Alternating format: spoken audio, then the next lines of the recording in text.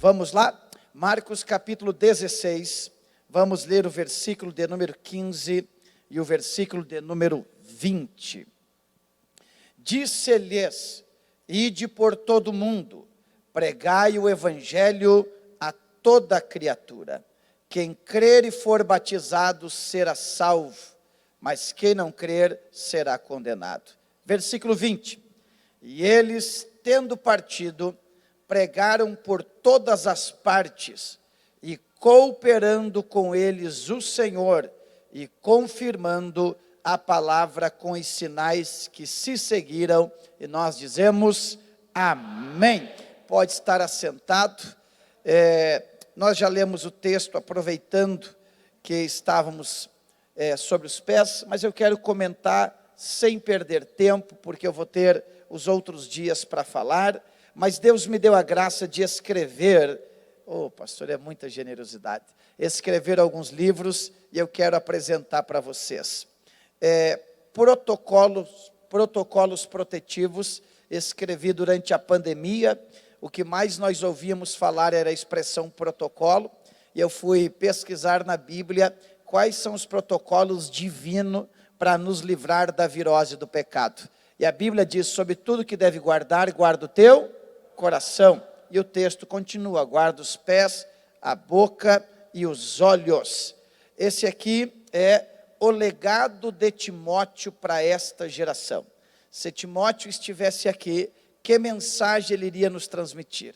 Aqui está organizado os textos sobre a biografia de Timóteo, também as principais características do seu caráter e também os principais conselhos do apóstolo Paulo. Eu recomendo esse com todo entusiasmo. A essência dos cooperadores. O que fazer para minha igreja crescer? Quantos querem que esta igreja cresça e avance? Amém.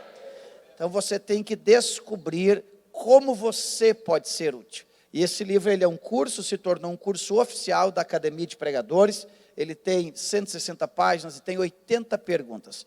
E aqui eu ensino como um crente, mesmo sem vir pregar e cantar sobre o altar, como ele pode, até no anonimato, ajudar a igreja a crescer. Vai fazer a diferença na sua vida. Missões, verdades expressas por quem está no campo. Uma teologia básica, mas espiritual sobre a obra missionária.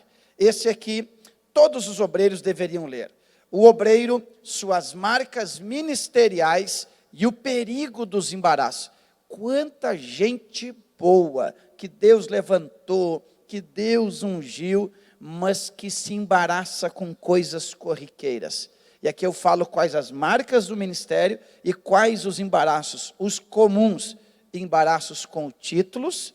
Tem gente que tem a impressão que entrar na igreja é uma corrida desenfreada da porta até o altar.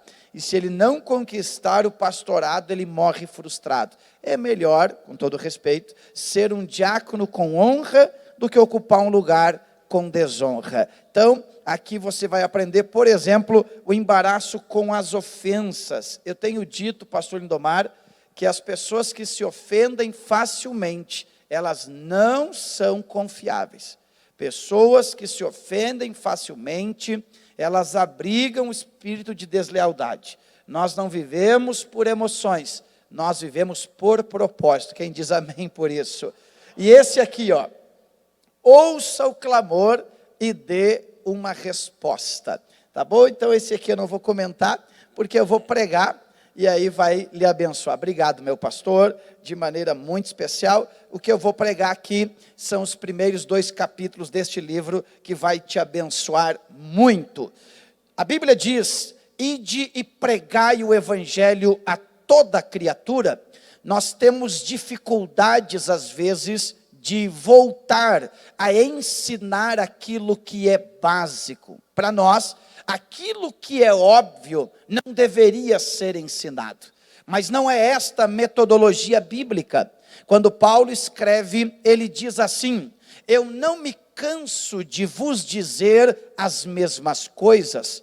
Quando o apóstolo Pedro escreve a sua epístola, ele diz assim: eu vos escrevi para vos lembrar. O que Pedro está dizendo é que eles já sabiam, mas deveriam refrescar a memória daquilo que é óbvio.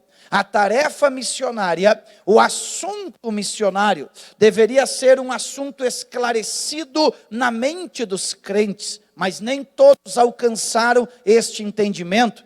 Tenho a impressão que a visão de alguns está embaçada.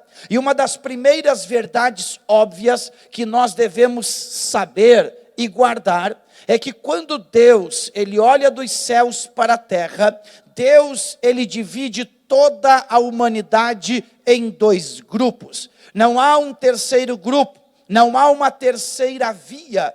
Toda a humanidade está dividida em dois grupos. De um lado, os crentes, do outro lado, os descrentes. Todos os crentes, Deus chama de missionários. E todos os descrentes, Deus chama de campo missionário. Na ótica de Deus, ou você é aquele que evangeliza, ou você é objeto de nossa evangelização, ou você engrossa as fileiras do exército de Deus para a proclamação do evangelho, ou você ainda está no estado de campo missionário. Uma frase atribuída a David Wilkerson, mas também mencionada por Billy Graham. Eles diziam assim: tenho medo que chegará um dia em que nós teremos que evangelizar os evangélicos.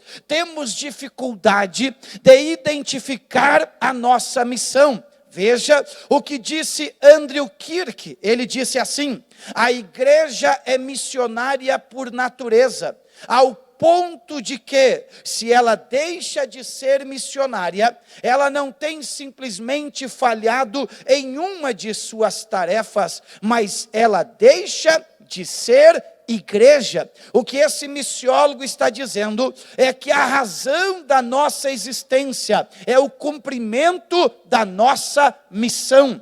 É por isso que Jesus disse assim, usando uma figura de linguagem, em Mateus capítulo 5, ele diz: vocês são o sal da terra. Se o sal perde o sabor, para nada mais serve, a não ser pisado pelos homens. Jesus, ele não está falando sobre tempero, Jesus está falando sobre a vida cristã. Qual é a razão da existência do sal? Não é salgar. Logo, se ele não cumpre o papel que dá razão à sua existência, é melhor não existir. Na ótica de Deus, nós não temos outra razão de existência senão o cumprimento de nossa missão. O apóstolo Pedro, na sua primeira epístola, capítulo 1 e versículo 23, ele diz assim: de sorte que vós fostes de novo gerados pela palavra como semente incorruptível e palavra viva. A grande questão é esta: o que será que o apóstolo Pedro tem na sua mente quando ele usa estas três expressões: gerado, semente e viva? A figura que Pedro tem na sua mente é a lua de mel. Lua de mel, pela conjunção carnal, uma semente é depositada, e uma vez a semente depositada, a gravidez é gerada, e se a criança nasce, ela nasce levando o DNA do seu pai. O que Pedro quis dizer é isso: se vocês nasceram de novo, se vocês nasceram por intermédio de uma experiência profunda e íntima com o Espírito Santo, o DNA de Deus, a natureza de Deus está dentro de vocês, oh glória. E ainda Pedro diz que esta palavra é viva. A expressão viva na etimologia é aquilo que se movimenta. Na ótica de Deus, é impossível um crente alegar que nasceu de novo e viver estacionado, estagnado, atrofiado na mente de Deus, se o crente nasceu de novo, tem algo do céu que se move dentro dele, oh glória. É por isso que Jesus disse no Evangelho de João capítulo 5, o meu Pai trabalha até agora, e eu também trabalho. Esta noite, aqueles que nasceram de novo, são aqueles que decidiram trabalhar, para a glória do Deus que fez os céus e a terra.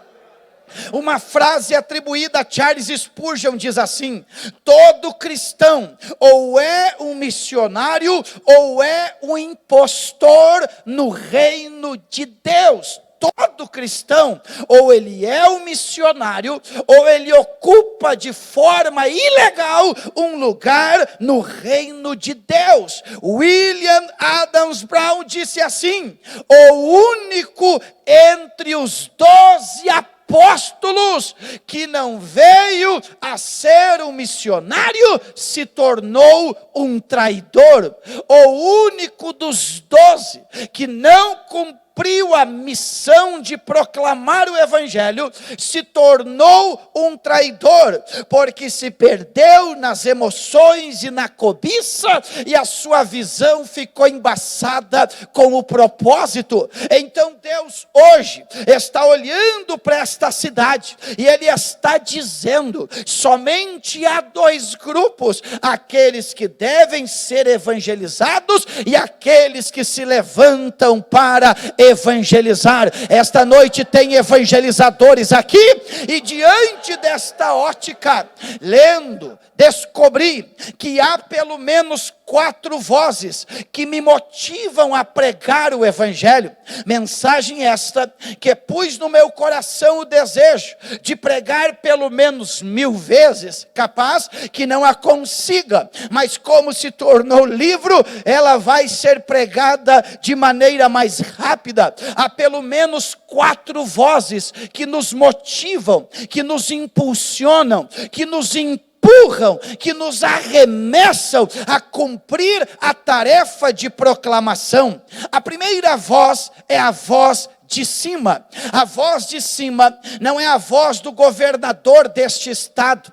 A voz de cima não é a voz do primeiro mandatário desta cidade. A voz de cima não é a voz do nosso querido e amado pastor Lindomar.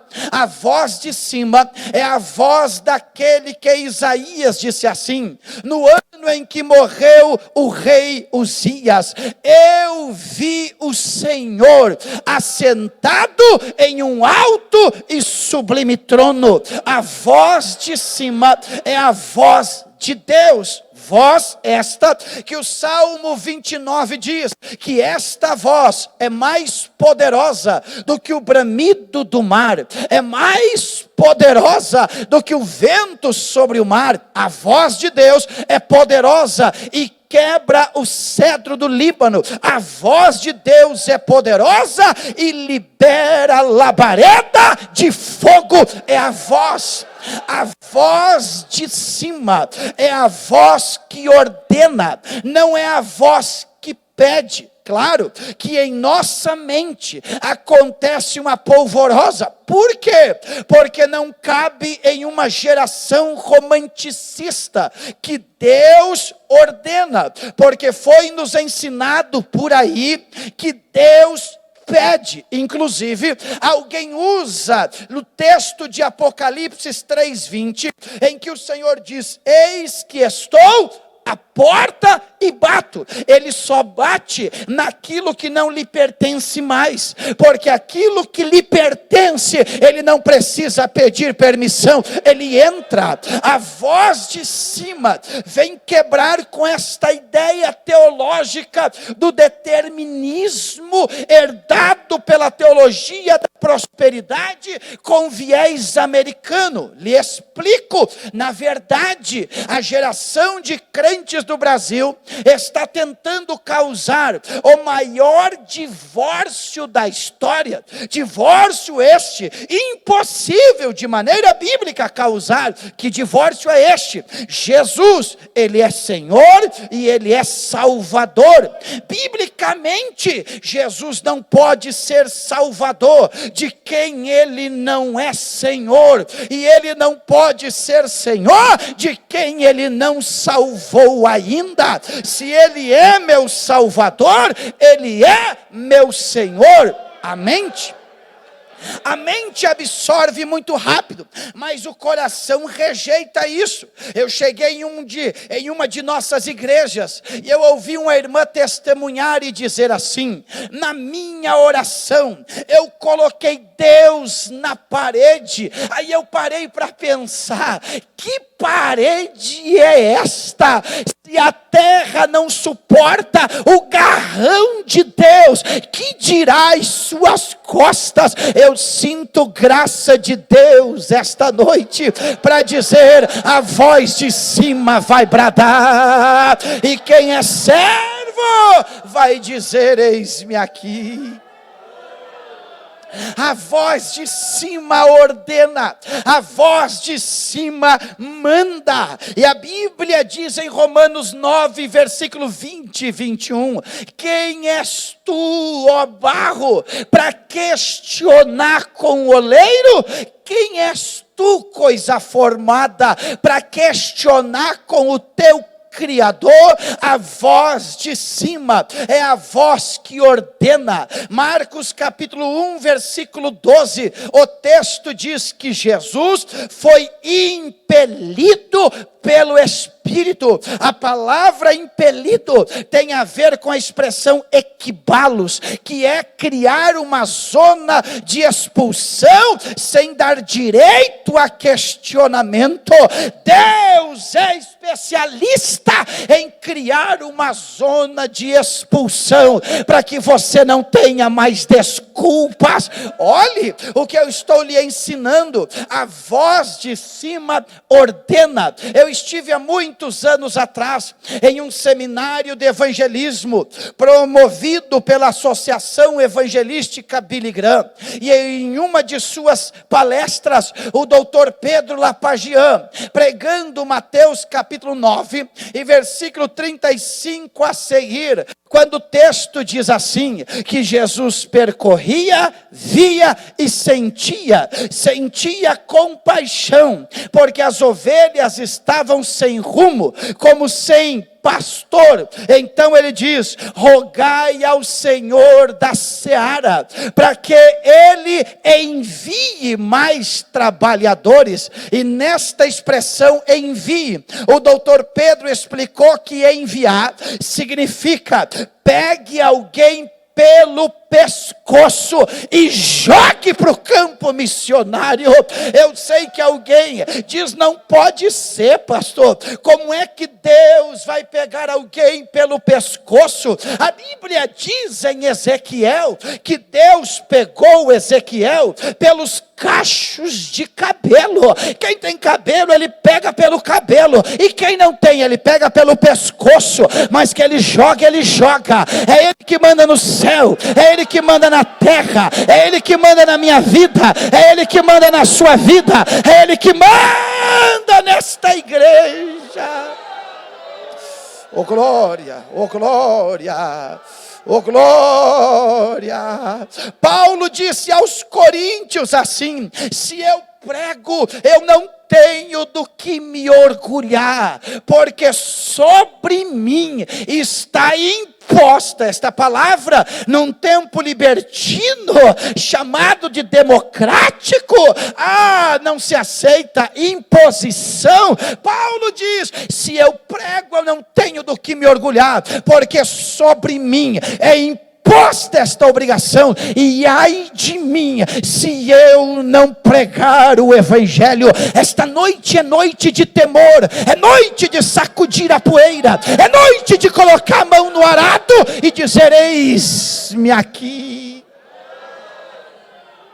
A voz de cima, ela ordena. Eu gosto do testemunho da irmã Sofia Miller. Sofia Miller, segundo alguém, era uma jovem magricela passando por uma praça e ela ouve um evangelista pregar. Enquanto ela está passando, Deus abre o coração dela e ela crê no evangelho. Em pouco tempo ela é direcionada para fazer missões na selva colombiana. E nossa irmã vai trabalhar com os ribeirinhos do rio Insana. E ela entrega da sua vida 40 anos na evangelização, principalmente de duas tribos, a tribo Baniwa e a tribo Curipaco. Diz que enquanto um aldeão ia remando, o outro segurava uma lamparina, e nossa irmã ia traduzindo o Novo Testamento para o dialeto curipaco. O antropólogo presbiteriano Ronaldo Lindório, ele diz que até hoje esse Novo Testamento é usado, e ele celebra uma vez por ano a bênção de Deus ter enviado a irmã Sofia Miller para pregar aos ribeirinhos. Por erro providencial e direção divina, ela entra pela selva amazônica e ela prega o evangelho. Ela fala do amor de Deus, só que quando ela vai terminar a sua vida, vai terminar o seu ministério, um jornalista cristão chega para ela e diz: irmã Sofia, conte-nos como é que foi a tua chamada. Todo mundo esperava uma experiência sensitiva, de um anjo com uma espada desembainhada, uma bandeira desenrolada. E quando alguém pergunta: conte-nos como foi a sua chamada, a irmã Sofia olhou e disse assim: eu não tive uma chamada, eu li uma ordem e eu obedeci esta ordem. Em um tempo de uma geração sensitiva, que não sentir não vai, que se não sentir não se dispõe. Eu penso que a frase de Jim Elliot é uma frase forte, mas cabe nesse tempo. Jim Elliot foi um missionário mártir entre os índios Aucas no Equador, e ele disse assim: nós não precisamos de uma grande chamada de Deus, o que realmente precisamos é de um bom chute no nosso traseiro. Deus é especialista em chutar, tirar você da zona de conforto. Eu recebo a autoridade de Deus esta noite para dizer: Deus simplesmente não erra. Deus te trouxe na reunião certa para você começar este congresso dizendo: fala que o teu servo ouve, fala que a tua serva ouve. Há um temor de Deus sobre esta igreja. Quem é vaso, quem é servo, se entrega, se rende, não questiona. Oh meu Deus do céu.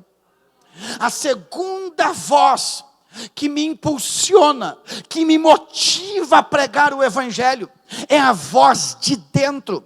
Enquanto a voz de cima é a voz de Deus, a voz de dentro é a voz do Espírito Santo. E a voz do Espírito Santo não é a voz que ordena, mas é a voz que constrange. E por que o Espírito Santo constrange? Porque o Espírito Santo trabalha revelando a graça de Deus. Qualquer um de nós deveria, e na verdade tem condições de definir o que é a graça de Deus. Se eu perguntar aqui o que é a graça de Deus, com prontidão muitos vão se levantar e vão dizer: a graça de Deus é um favor imerecido, é uma dádiva dada por Deus sem meritocracia. Na verdade, a nossa mente absorve bem e os nossos lábios escaneiam as palavras, mas o nosso coração não está convencido disso. A maioria dos crentes, eles não se sentem mal, eles não se sentem ruins. Na verdade, se o evangelho que você acredita não faz você falar mal de você mesmo, não é o evangelho da Bíblia. O evangelho da Bíblia, ele revela a tua miserabilidade. Algo que sempre questionei é que como pode haver crentes que tomam a ceia que inclusive dão dízimos e ofertas, cumprem disciplinas espirituais, mas não se sentem salvos. Como pode alguém tocar o pão e o cálice e não ter convicção de sua salvação? E eu descobri o porquê. Porque biblicamente ninguém pode se sentir salvo sem primeiro se sentir condenado. Deus, antes de nos salvar, Ele revela a nossa condenação. É por isso que a pergunta-chave do Novo Testamento é: o que faremos, pois, para ser salvo? A miserabilidade ficou tão escancarada que eles não viam outra saída em si, e eles tinham que buscar a resposta em Deus. A Bíblia diz em João capítulo 16 que o Espírito Santo vai nos convencer do pecado, da justiça e do juízo. Ou seja, antes de Deus te levantar, Deus tem que te abater. Lhe explico. Quando você lê Romanos capítulo 1, Paulo faz uma lista meticulosa dos pecados dos gentios. Inclusive Paulo diz que o pior castigo que Deus deu aos gentios foi entregar eles para eles mesmos. Então Paulo classifica o pecado daqueles que estavam alheios à aliança de Deus. E no capítulo 2 os judeus se orgulham. E então Paulo diz: ó homem, tu és inexcusável, porque naquilo que tu reprova, tu faz o mesmo. E então Paulo diz no capítulo 2 que pelo fato dos judeus conhecerem a lei, eles não são justificados, mas engrossaram o orgulho. E então Paulo, agora além dos gentios, Paulo coloca os judeus debaixo da condenação. E então Paulo chega no capítulo 3 de Romanos, e no versículo 23 ele coloca todos nós debaixo do guarda-chuva da condenação. Ele diz: todos pecaram e destituídos estão da glória de Deus. No capítulo 6 e versículo 23 Paulo diz: porque o salário do pecado é a morte.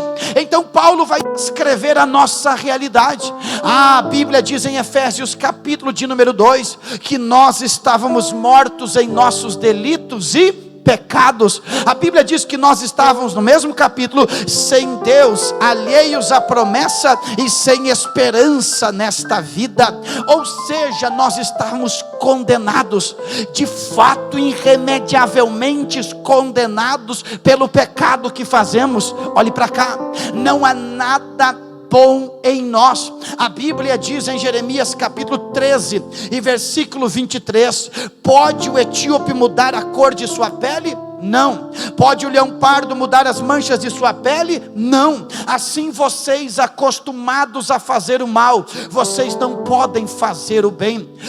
Olha o que a Bíblia diz em Isaías, que as nossas obras de justiça são trapos de imundícia. O trapo de imundícia tem pelo menos duas aplicações, e uma eu lhes digo: a aplicação do pano sobre a ferida purulenta do leproso. Imagine-se que um leproso, como ser, como indivíduo, quando a lepra era detectada nele, quando o bacilo de Hansen está nele, ele é completamente rejeitado da sociedade, sem se importar se tem mãe, se tem pai, se tem que abraçar filhos, se tem que abraçar a esposa. Não dá tempo, ele tem que ser jogado num canto do leprosário.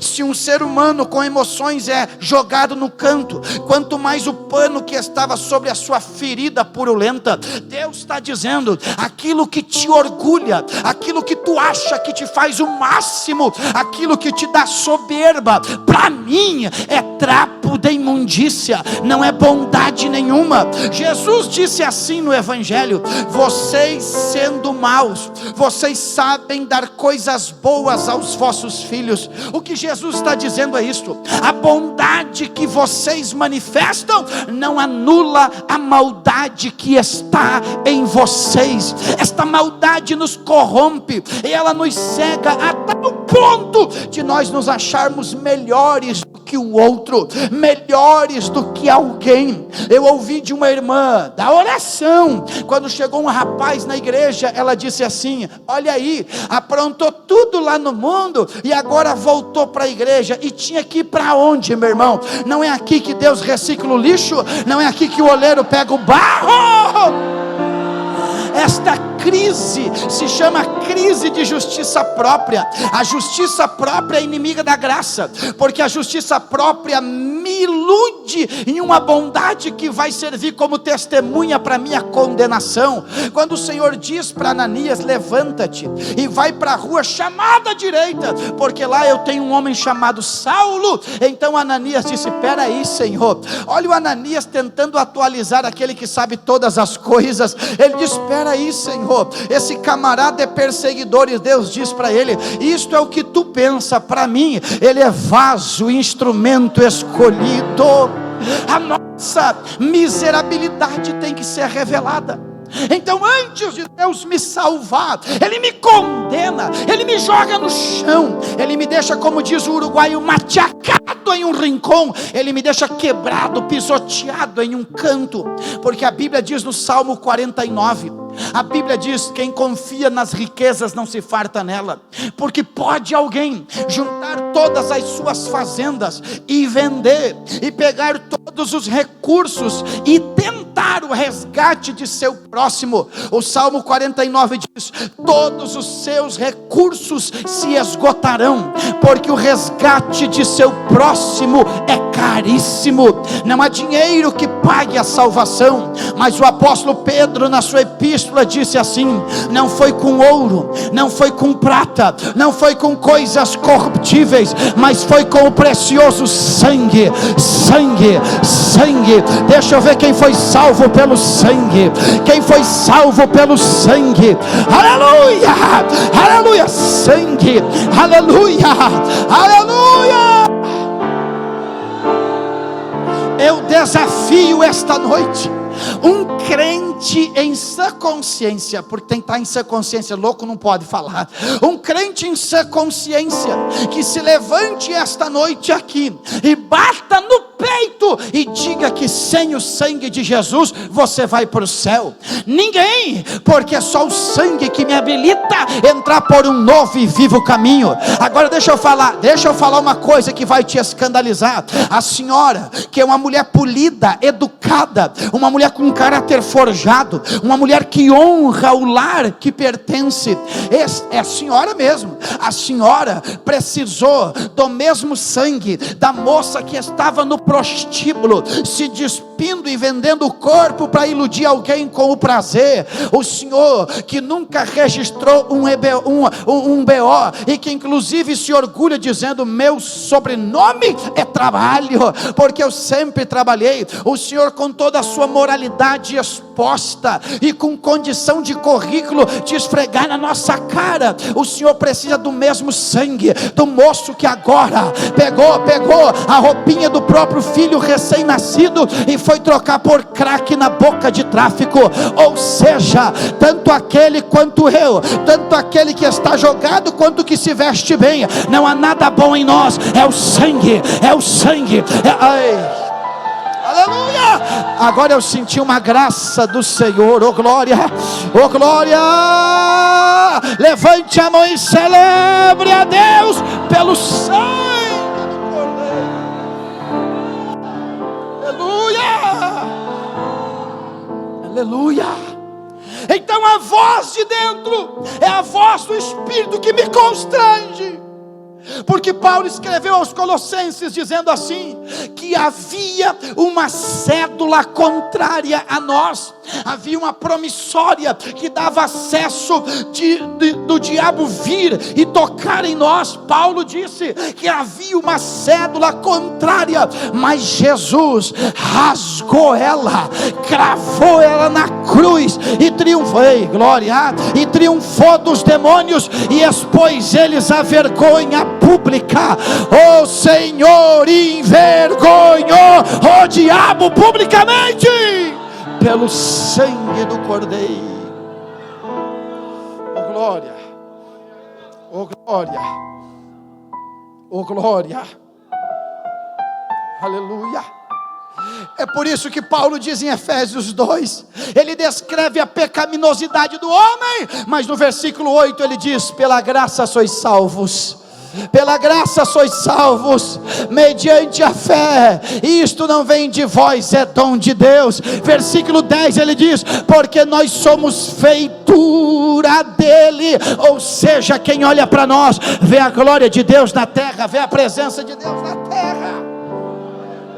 Então a voz de dentro, ela nos quebranta, ela nos humilha, e quando eu estou no chão quebrado, então o Espírito Santo revela a conta que foi paga, e aí eu digo: Senhor, é uma conta demais, é alta, não tem como eu pagar. Aí o Espírito Santo me diz assim: falastes bem, não tem como pagar, e agora? Aí o Espírito Santo diz: já foi paga esta conta, oh glória, já foi pago, e mostra o sangue do Cordeiro. Aí eu me levanto e digo: Senhor, já foi pago, já foi, não tem nada para eu fazer. Tem, o que eu tenho que fazer se é impagável? Não dá para pagar, mas dá para retribuir. E como é que eu vou retribuir? Sai na rua, encontra outro endividado e diz: o céu me perdoou, o céu perdoa você também. O céu me perdoou, o céu perdoa você também. Aleluia.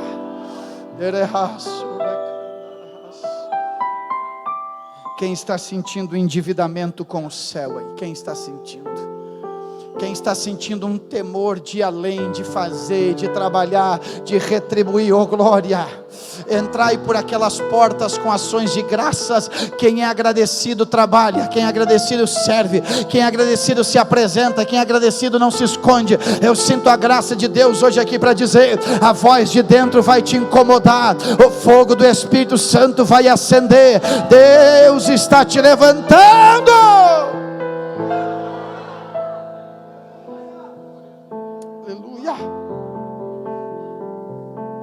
A voz de cima é a voz de Deus que ordena. A voz de dentro é a voz do Espírito Santo que me constrange. Mas a terceira voz é a voz de fora. A voz de fora é a voz de todos aqueles que moram no mesmo bairro que eu moro.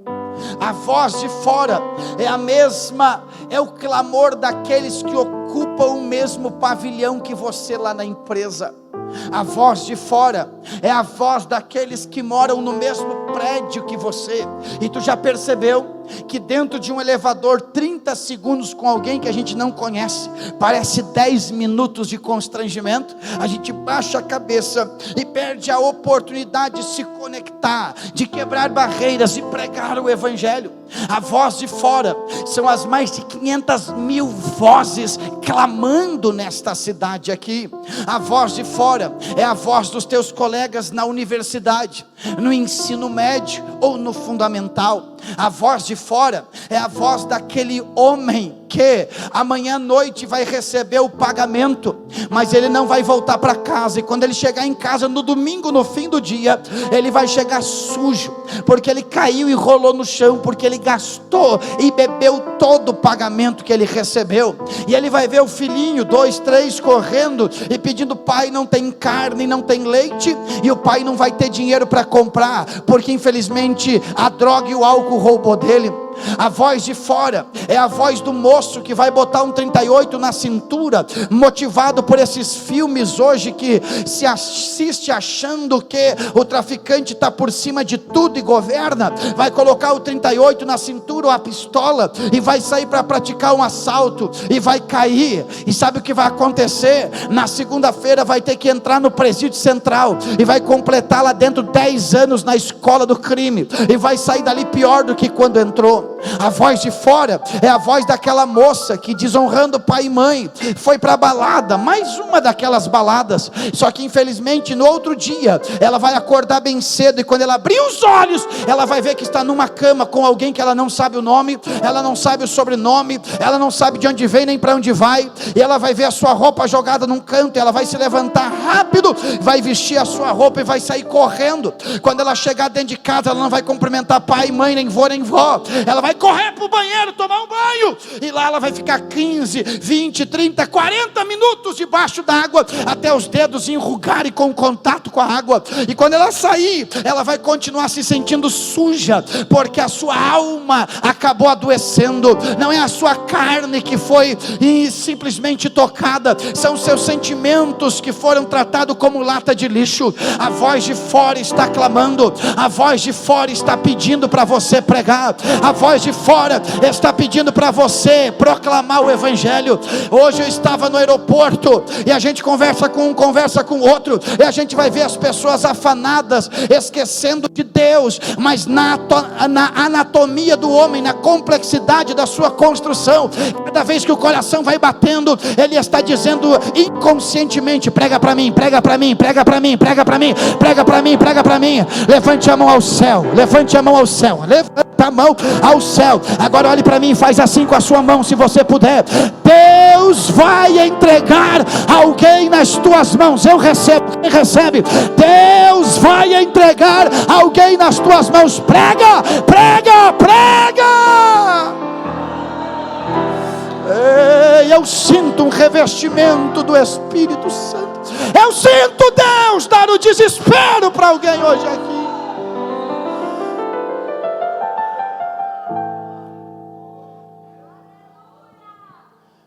A voz de fora é a voz daquela pessoa que de forma rápida mudou o seu temperamento e você não compreende o que aconteceu. É uma convocação inclusive para o Setembro Amarelo, para você prestar atenção. Agora, depois desse ciclone, eu conversava com um dos nossos pastores que está trabalhando, inclusive é a área técnica dele, o serviço social, e ele disse: pastor Marciano, eu corri tanto, que chegou no domingo eu tive que ir para o hospital, eu não aguentei mais. Eu não aguentei, era chorar. E agora as pessoas voltaram e viram que não tem mais casa. Sabe o que é você perder a tua casa? Aí você fica gripado, vai na farmácia, não tem mais farmácia. Aí você quer comer, não tem comida, porque o mercado foi arrastado. E agora um demônio de morte está ao redor. Eu disse: o negócio é pregar. Tem gente lá pregando, tem pastor valoroso, está levando cesta básica, está levando colchão, está levando fogão, está levando água, mas está levando palavra, palavra, palavra, palavra. Prega! Eu sinto autoridade para dizer: Deus vai te dar uma sensibilidade para discernir o que está acontecendo ao seu redor. A Suelen chegou em casa um dia e disse: pai, eu tenho que escrever algo sobre um assunto, era Setembro Amarelo, se não me equivoco. Eu digo: e aí, o que é que vamos escrever, pai? Eu disse: vamos escrever sobre a dor. Como assim, pai, escrever sobre a dor? Eu disse: vamos escrever sobre as 4 dimensões da dor. Cabeça de pregador voa, né?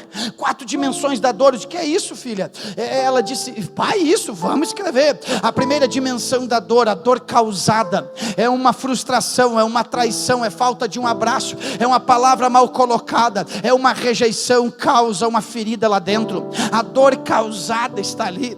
Em segundo lugar, é a dor ignorada. Eu fiz uma habilitação para rede pública para dar aula, e na minha prática de número 2, a professora me disse assim: olha, todas as vezes que você perceber um aluno extrovertido, que ele chega de maneira aborrecida, entristecido, 1 dia, 2 dias, fique atento, algo mudou nele, está tendo um problema lá. Às vezes as pessoas mudam no nosso lado e nós não prestamos atenção. Nós estamos vivendo uma bolha social que o nosso umbigo é mais importante que todo mundo. Olhe para mim aqui, ó. Nesta religião, as 2 coisas mais importantes: a primeira é Deus, a segunda são as pessoas. Eu sirvo a Deus servindo as pessoas. Oh, glória!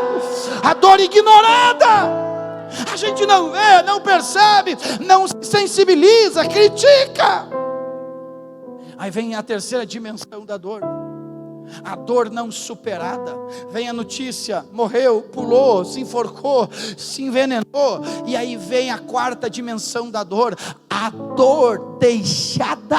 A gente começa a questionar: por que não percebi? Por que não fiquei atento? Por que não orei? A Bíblia diz em Lamentações 3:51: o meu olho move a minha alma. Eu recebo autoridade para dizer: Deus ungirá os teus olhos com colírio, e você terá uma visão aguçada, preparada liberada, ampliada. Oh glória, como Paulo caminhando sobre Atenas, e o seu espírito se perturbou. Deus vai te dar sensibilidade para discernir o ambiente em que você está inserido.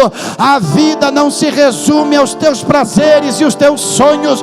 Deus te colocou neste lugar, porque Ele tem uma missão para você, para a sua casa, para o seu ministério. Alguém hoje tem que sacudir a poeira, colocar a mão no arado e voltar.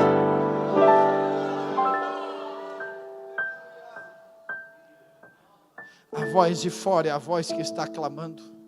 Reinhard Bonk disse assim: não pregar o evangelho significa que estamos escondendo o remédio do paciente. Mas o que me dá mais temor é que tem a quarta voz que me motiva a pregar o evangelho. E eu tenho que ouvir esse clamor e dar uma resposta. A voz de cima é de Deus que ordena. A voz de dentro é do Espírito Santo que constrange. A voz de fora é a voz dos pecadores que andam por aí, que pedem socorro. Mas a quarta voz é a voz de baixo, é a voz que nos alerta. A voz de baixo é a voz daqueles que já partiram. E nós não cremos no sono da alma, nós cremos na consciência.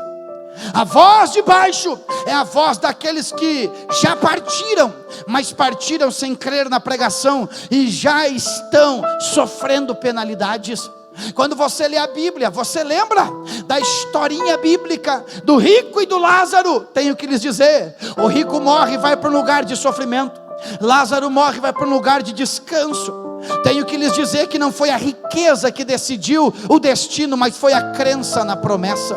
Só que o que me chama a atenção é que o rico está lá embaixo, mas ele tem consciência do que está acontecendo. E ele diz: pai Abraão, ó pai Abraão, manda Lázaro molhar a ponta do dedo em água e colocar na minha língua. Gente, se molhar a ponta do dedo em água e colocar na orelha, não há transformação térmica nenhuma no corpo, não há alívio nenhum. Mas no lugar do tormento, um dedo molhado com uma gota é um alívio impagável. E ele diz: pai Abraão, eu estou aqui, mas eu tenho 5 irmãos lá em cima. Manda que alguém pregue Moisés para eles. Moisés era a lei. Sabe o que ele está dizendo? Olha o que ele está dizendo: eu estou aqui, mas eu creio hoje que o único meio de evitar alguém de entrar aqui é eles ouvirem a pregação do evangelho. Gente, ele está dizendo isso. Ele está dizendo: manda alguém na casa dos meus irmãos para pregar. Sabe o que ele está dizendo? Só tem uma maneira de livrar as pessoas de virem para cá: eles devem ouvir a pregação, a pregação, a pregação. Sabe o que ele está nos ensinando? Ele está nos ensinando, pastor Lindomar, que no inferno não há espaço para o egoísmo. Ele poderia dizer: já que eu estou aqui, que se lasque todo mundo. Mas ele está lá embaixo, não querendo que ninguém vá para lá. Olhe para mim, se você teve um inimigo em vida que desejou inferno para você, não sei aqui no Goiás, mas o gaúcho qualquer coisa diz: vá para o inferno. Se você tem um amigo, ou um inimigo melhor dizendo, que em vida desejou que você fosse para o inferno, se ele já foi para a região do tormento e ele pudesse pagar, ele pagaria de tudo para você não entrar lá. Lá é terrível. E ele diz: pai Abraão, preguem lá, porque eu não quero que os meus irmãos venham para cá.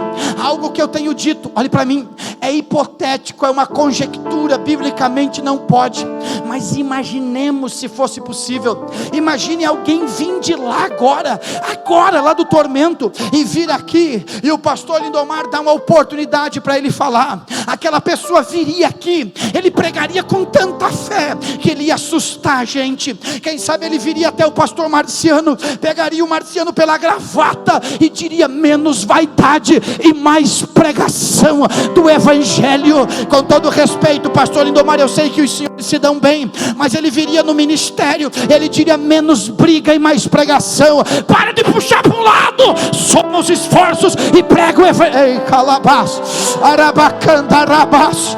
Ele andaria aí do meio e ele diria: menos lazer e mais comprometimento. Ele diria para você: você, menos ofensa e mais propósito. Eu sinto a graça de Deus hoje. Deus decidiu sacudir este povo. Deus está chamando você. Aragas, deremahai, chulebre de calagassura bahaya.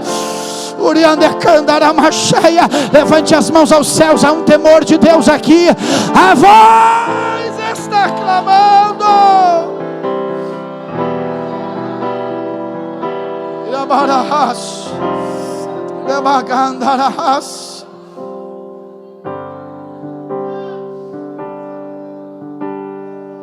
Ele falaria com tanta fé que nós iríamos nos jogar no chão. Iríamos dizer o que estamos fazendo, que estamos perdendo tempo.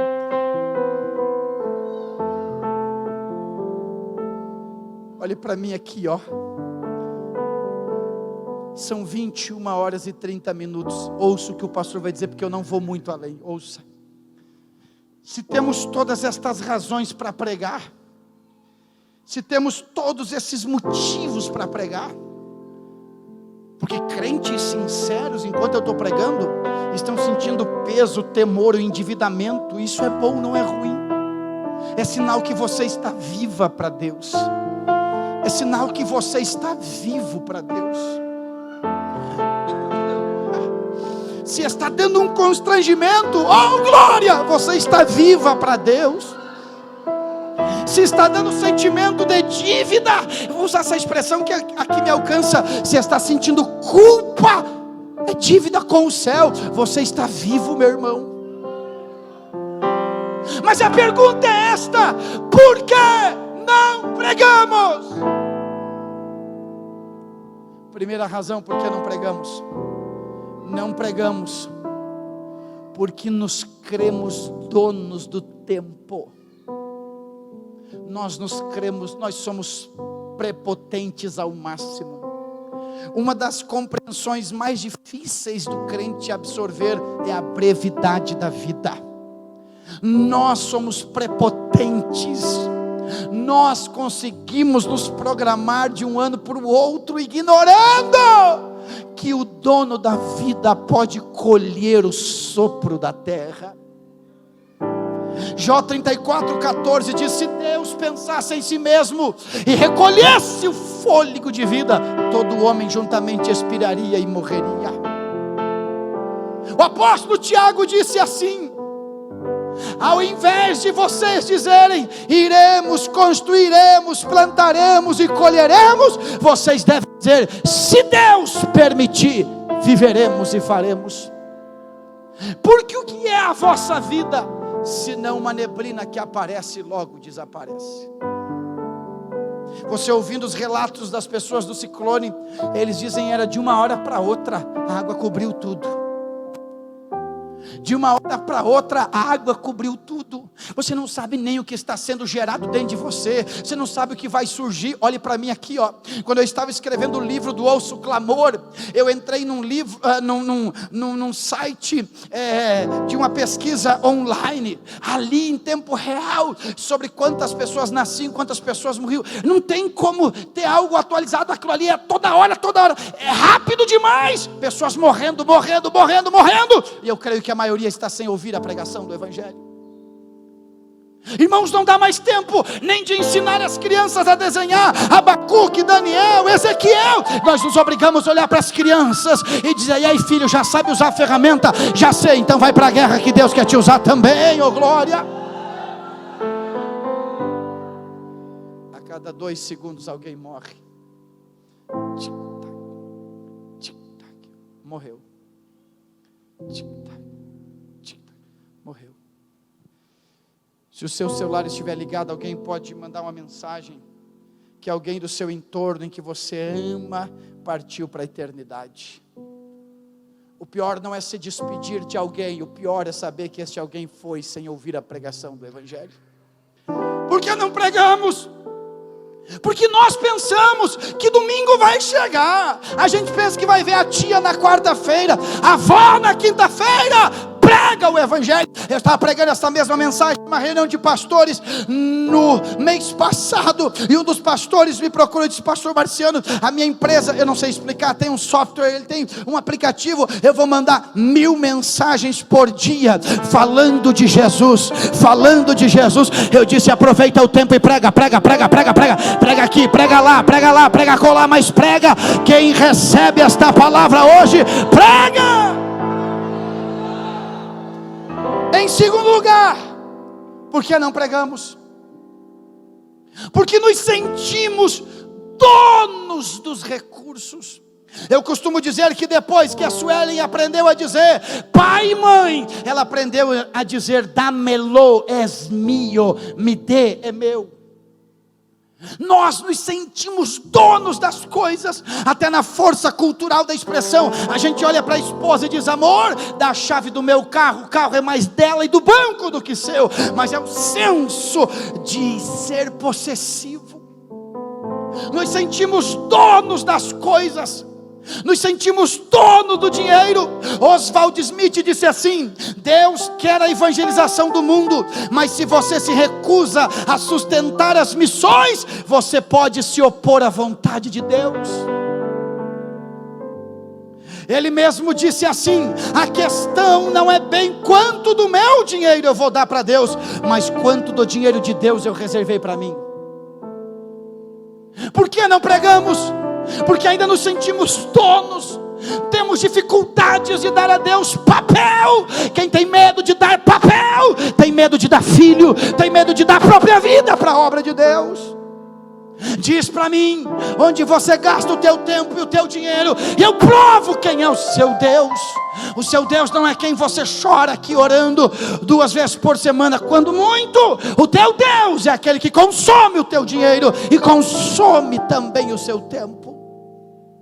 Olha o que disse William Carey. Ele disse assim: eu vou descer, mas vocês não se esqueçam de que devem segurar bem as cordas. Eu quero dar glória a Deus porque eu fui lá na missão e eu vi que as cordas daqueles missionários estão sendo seguradas. Aleluia! Pastor Lindomar, eu vi que as cordas daqueles missionários estão sendo seguradas, mas se mais gente se somar, as nossas mãos não vão cortar. Está sendo segurada, mas não está sendo segurada por todos, é por alguns, e às vezes cansa. Mas Deus hoje me trouxe aqui para dizer: abre os teus olhos e entenda, eu estou te dando uma chave para você virar a sua vida. Abrace a obra missionária. Oh, glória! Olha esta frase aqui. Peter Marshall disse assim: contribua de acordo à sua renda, para que Deus não transforme a tua renda de acordo à tua contribuição. E em terceiro e último lugar, por que não pregamos? Porque na maioria dos altares já não tem mais fogo, mas tem cinzas. Olhe para mim aqui, ó. Teologicamente, e vocês têm pastor que sabe ensinar vocês. Teologicamente é impossível alguém bater no peito e dizer que é pentecostal e não ser missional. David Bosch disse que a nossa fé é intrinsecamente missionária, porque o nosso Deus é missionário. Oh, glória! É impossível alguém falar em línguas, dizer que é cheio do Espírito, mas ser tímido na proclamação, porque há uma desconexão. Porque a Bíblia diz: recebereis poder ao descer sobre vós o Espírito Santo, e ser-me-eis testemunhas. Jesus disse: ficai em Jerusalém até que do alto. Atos 2 diz: e ao cumprir-se o dia de Pentecostes, estavam todos reunidos no mesmo lugar, e de repente veio do céu como um som veemente, impetuoso, encheu toda a casa, e foram vistas línguas repartidas como de fogo sobre cada um deles, e todos começaram a falar em outras línguas, segundo o Espírito lhes concedia que falassem. Versículo 6: e correu aquela voz, e se juntou grande multidão. A partir do versículo 11 diz assim: então Pedro com os demais se levantou e pregou. Oh, glória! Se coloque em pé comigo agora. Eu estou na autoridade do Espírito Santo. fogo do Espírito Santo. Olha o que disse Leonard Ravenhill, disse assim: será que um marinheiro ficaria parado se ouvisse o clamor de um náufrago? Será que um médico permaneceria sentado comodamente deixando seus pacientes morrerem? Será que um bombeiro, ao saber que alguém está perecendo no fogo, ficaria parado e não prestaria socorro? E você conseguiria ficar à vontade em Sião, vendo o mundo ao seu redor ser condenado? Mike Francine disse assim: devemos ser pescadores de homens e não guardiões do aquário.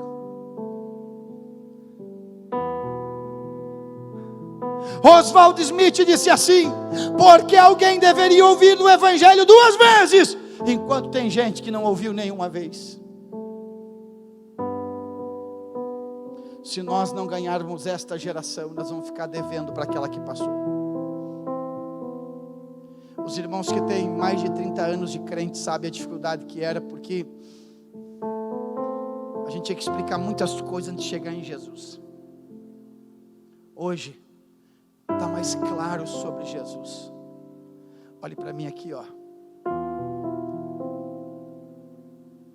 Deus te levantará de todos os teus fracassos, mas nunca das tuas desculpas.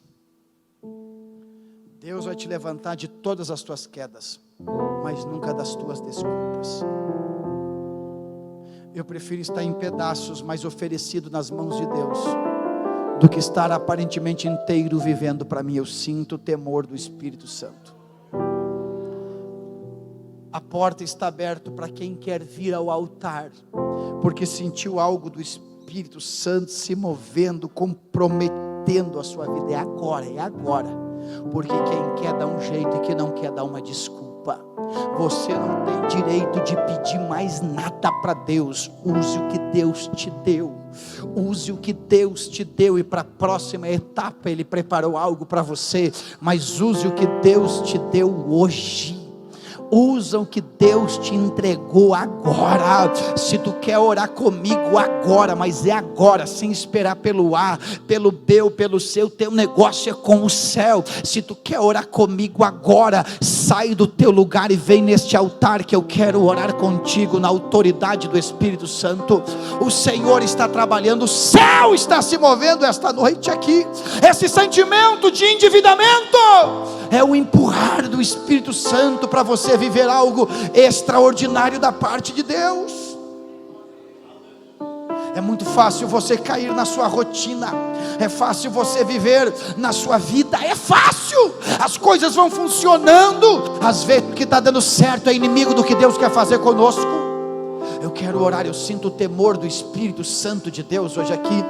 Essas 2 noites serão missionárias, e missão é Deus colocando as coisas no devido lugar. Oh glória! Alguém vai tentar dormir e Deus vai incomodar o coração dele, vai incomodar o coração dela. Olha, o problema não são os teus fracassos, não são os teus tropeços, o problema são tuas desculpas. Diga para Deus: Deus, tu me conhece por dentro e por fora, tu conhece a minha história, cada capítulo, cada parágrafo, mas eu estou aqui nas tuas mãos, Espírito Santo, e se o Senhor quiser me usar, eu não vou abrir mão do chamado, eu não vou abrir mão da vocação. Oh glória!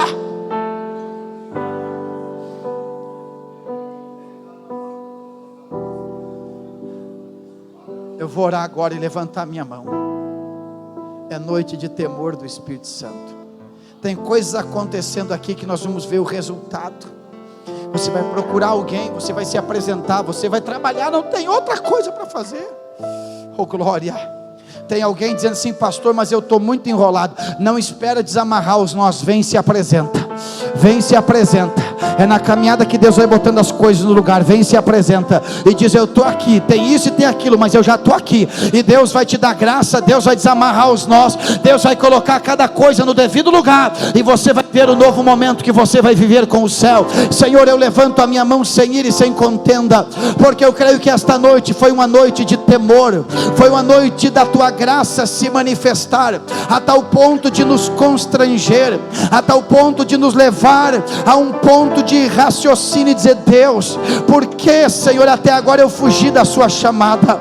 Porque até agora eu me acomodei com fazer algumas coisas, mas abri mão de fazer o que é essencial. Vai orando, é você e o Espírito Santo. Agora não tem mais nada a ver com o pastor, não tem nada a ver com o ministério da igreja, é você e Deus, porque Deus já colocou a visão para esta igreja, Deus já lançou o desafio para esta igreja já está vivendo a realidade do desafio há muitos anos. Agora Deus está dizendo: é você que tem que se apresentar, é você que tem que botar a mão junto, é você que tem que puxar para o mesmo lado, é você que tem que botar a mão no arado e começar a trabalhar, é você. Eu já estou no meio da minha igreja, o meu espírito já está se movendo, é você que tem que dizer: eis-me aqui, eis-me aqui,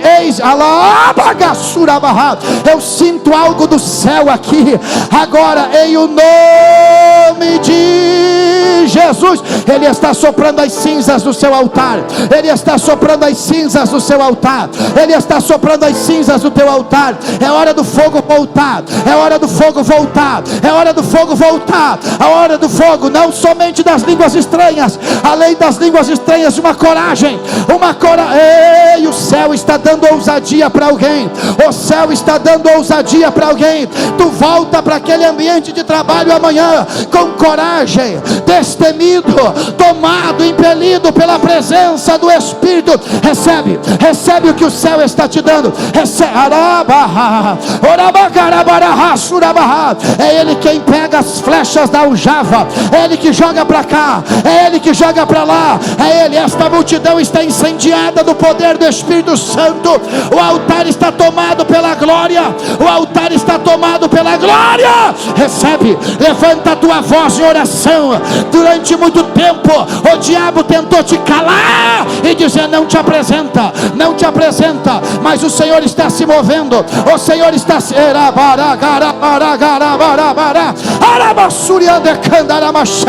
Recebe. Deus está dando discernimento espiritual, Deus está dando sensibilidade espiritual, Deus está dando visão espiritual. Há uma graça de Deus sendo derramada sobre você. Aqueles que puderem, levante as mãos aos céus. Aqueles que puderem, é claro. Meu Deus, estas são as mãos que o Senhor vai usar. Estas são as mãos que o Senhor vai usar. Estas são as mãos que o Senhor vai usar. Vai usar para levantar o caído, vai usar para ajudar o necessitado. Das mãos Deus vai usar para curar. Recebe do Espírito, recebe do Espírito, recebe do Espírito, recebe do Espírito, recebe do Espírito. Recebe. É você e o céu, é você e o céu. Recebe do Espírito a convicção para viver algo extraordinário. Recebe do Espírito, recebe do Espírito, recebe. Esta igreja é tomada pela glória, esta igreja tem vocação e está cumprindo a sua vocação. A voz de cima está clamando, a voz de cima está clamando: a quem enviarei? Quem há de ir por nós? Olha aí, alguém está dizendo: eis-me aqui para o meu bairro, eis-me aqui para a minha empresa, eis-me aqui para a minha empresa, eis aqui para o meu bairro, eis aqui, Senhor, eu estou para o meu estado, para a minha cidade. Deus te chamou de maneira extraordinária. Recebe. Ei, Iramacalabasura barras, Iramacandaragas, Irabarahas, Turecandarabarahas, Iramaragasura barahas, Surabarahas. Recebe. Glória. Recebe coragem, recebe ousadia. Oh glória, oh glória. Eu vou terminar agora com esta oração. Só quem com sinceridade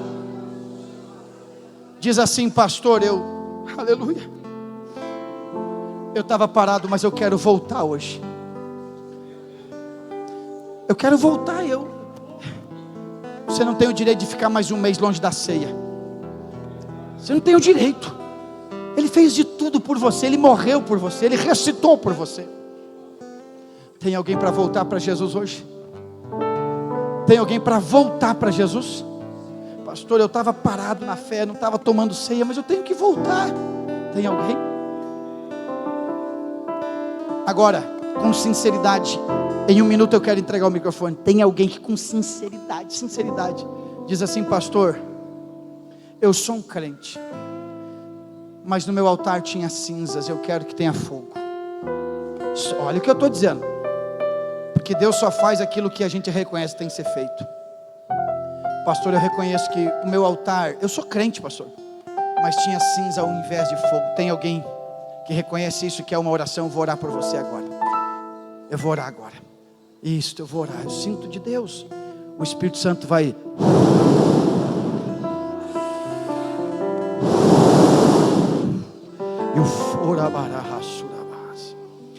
Só quem, com sinceridade, só quem, porque é uma oração que eu sinto do Espírito, com sinceridade diz: pastor, tinha cinza no meu altar, não tinha mais fogo. Só vocês que reconhecem isso, levante uma mão bem alta que eu vou orar. Pastor, com todo o temor, como é fácil a gente entrar nessa monotonia, mas Deus não abandonou vocês como não me abandonou também. Eu vou orar agora. Fica com a mão levantada quem diz: eu quero fogo no meu altar. Espírito de Deus, Tu és o Deus que cria situações para soprar as cinzas do nosso altar. Tem gente preciosa aqui que há tempo não chora, não fala em mistério com o céu. Tem gente aqui preciosa que há tempo não vive uma experiência do extraordinário, mas o Teu Espírito me impulsionou a dizer que o Senhor sopra as cinzas deste altar agora. Ele sopra as cinzas deste altar agora. O diabo que te acusava dizendo: não tem mais fogo, tu não fala mais em mistério, o diabo é envergonhado, porque o Espírito Santo está soprando agora, e está colocando fogo neste altar, e não é fogo estranho, é fogo do Espírito. Então agora, na autoridade do nome que é sobre todo nome, receba do alto da cabeça até a planta dos pés agora fogo do Espírito Santo, fogo do Espírito Santo, fogo do Espírito Santo. A graça de Deus está sobre ti, sobre a tua casa. Recebe, adora e fala em mistério.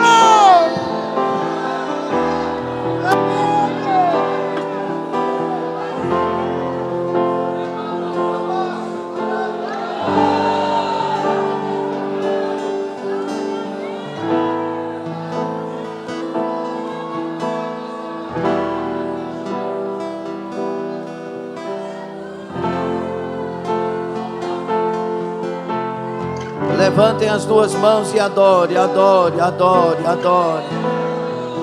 o Senhor. Diga: eis-me aqui para o Senhor. Dê ouvidos ao Senhor, dê glória ao santo nome do Senhor. Jesus, abra o meu coração para ti, faça a tua vontade.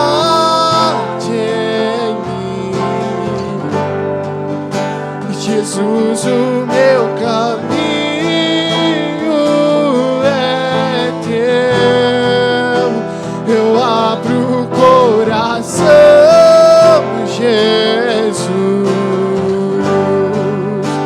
Abro o meu coração para ti.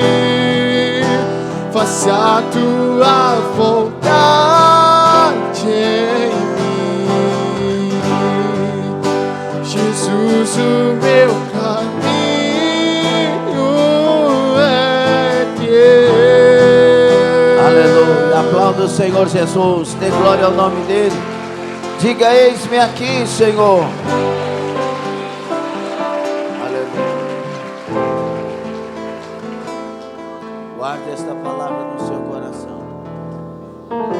Amanhã é o início hoje. Amanhã, sequência. Deus vai nos levantar no final. Estaremos cheios do todo de Deus que Ele quis trazer a nós nesses dias. Quem é missionário aqui? Quem é campo missionário aqui?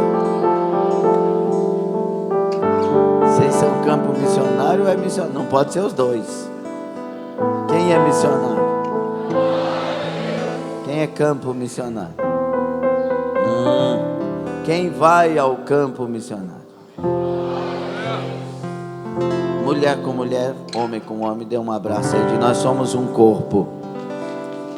Glória a Deus, glória a Deus.